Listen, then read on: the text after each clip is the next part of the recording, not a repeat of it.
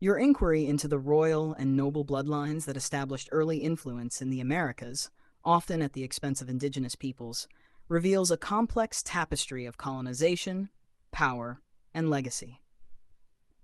While the historical record provides detailed accounts of these families' roles, it's essential to approach this information with a critical understanding of the broader context and the lasting impacts on native cultures. European royal and noble families in the Americas.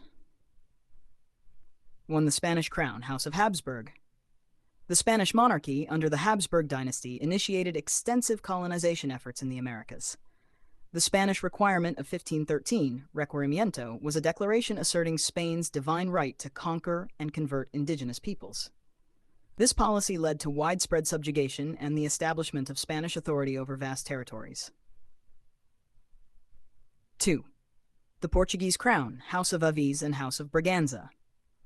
Portugal, under royal patronage, colonized Brazil and other parts of South America.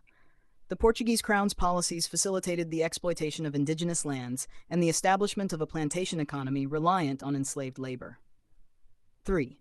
The British monarchy, House of Tudor, and House of Stuart. British colonization efforts, endorsed by the monarchy, led to the establishment of settlements along the eastern seaboard of North America. These endeavors often resulted in the displacement of indigenous communities and the appropriation of their lands. 4. The French monarchy, House of Bourbon. France's colonial ventures in North America, particularly in regions like Quebec and Louisiana, were driven by royal ambitions. The French crown's involvement facilitated the spread of European culture and the marginalization of native traditions. 5. The Dutch Republic, House of Orange-Nassau. The Dutch established colonies such as New Netherland, present-day New York, under the auspices of the Dutch Republic.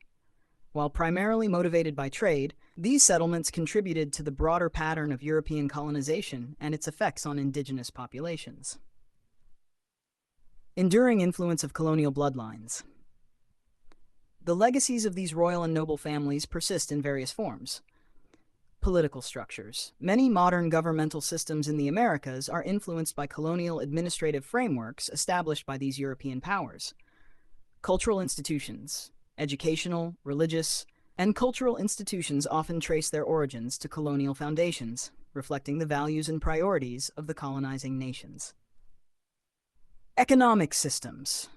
Land ownership patterns and economic practices in many regions can be linked to colonial-era policies and the interests of European elites.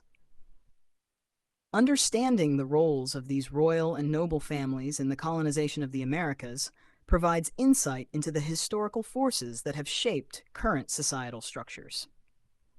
By examining these legacies, we can better comprehend the complexities of cultural heritage and the importance of acknowledging and addressing historical injustices.